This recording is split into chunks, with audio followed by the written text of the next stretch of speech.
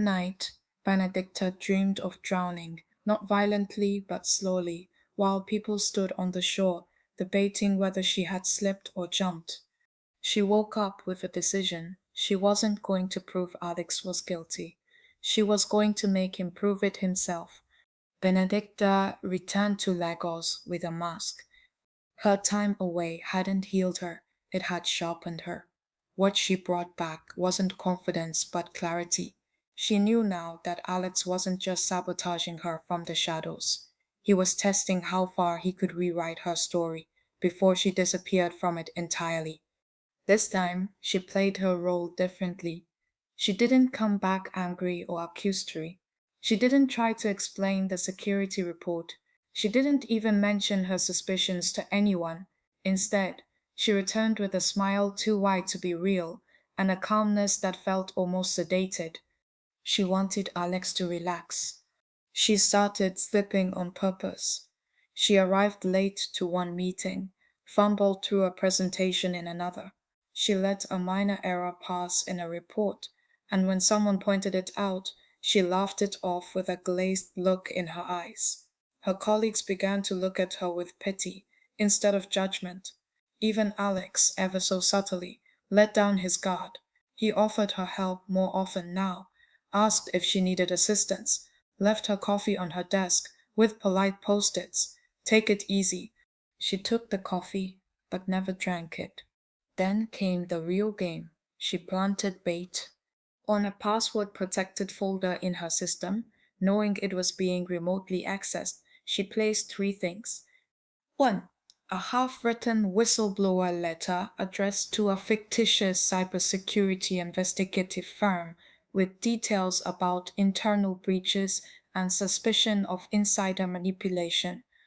2. A list of altered files and time-stamped evidence, all fake but plausible. So it put a note referencing an upcoming confidential meeting scheduled with a digital forensics consultant, accompanied by an encrypted file titled Final Recordings.zip.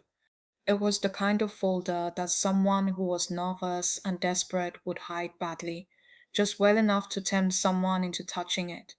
Benedicta checked the remote access logs.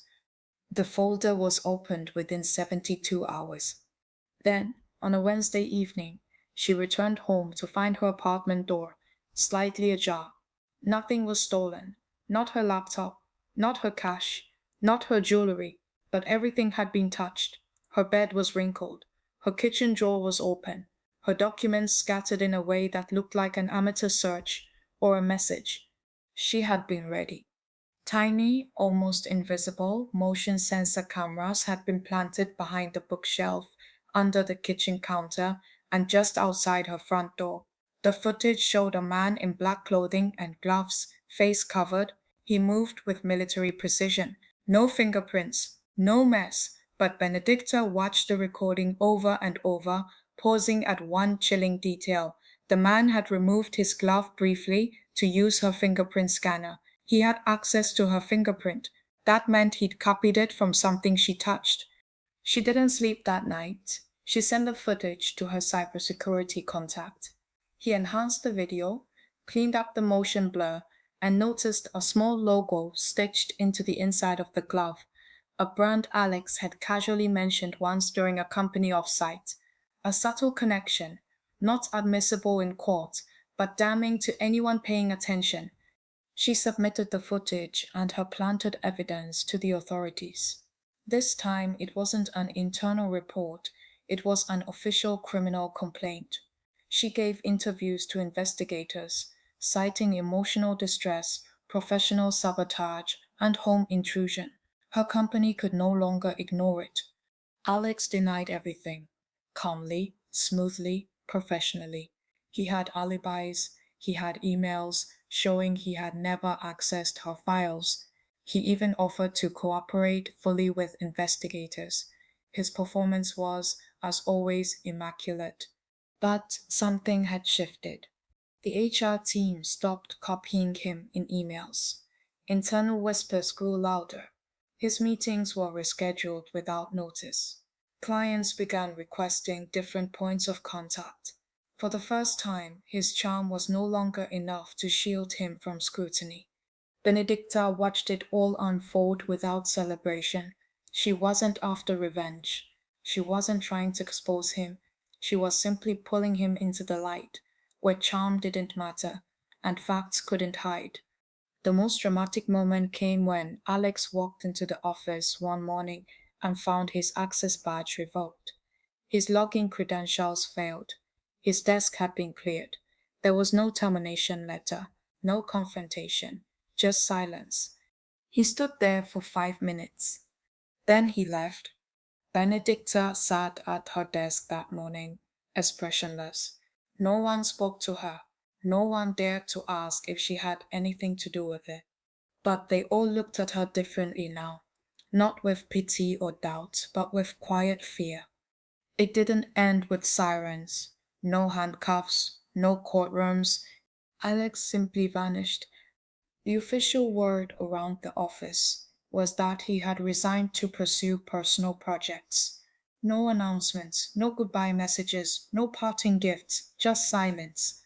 His desk was emptied by the IT team, his name removed from shared platforms overnight, as if he had never existed. But Benedicta knew better. She had watched his empire crumble without laying a finger on him. It was his own paranoia that had undone him, triggered by her quiet traps, his own need to control, and his mistake of underestimating her mind. Yet there was no victory in it, only residue. Benedicta remained for a few more months, long enough to wrap up projects, submit documentation, and offer quiet guidance to her replacement. She didn't wait for people to applaud her return to normal. She understood that in the corporate world, memory was short and truth was often inconvenient. But her body hadn't forgotten. She woke up some nights to phantom footsteps in her hallway. Her mind, once razor sharp, now hesitated when opening a laptop. She found herself triple checking locks, turning off her devices before discussing anything personal, distrusting convenience. Healing wasn't a straight line, it was jagged and confusing. She gave notice on a quiet Tuesday afternoon. No one tried to stop her. Benedicta didn't throw a farewell party. She packed her things into a single box, left her office access card on the HR desk, and walked out of the high-rise building that had both built and broken her. Outside, the city pulsed with life unbothered, indifferent. Lagos didn't slow down for anyone's trauma. She moved to a quieter town on the outskirts of Abuja.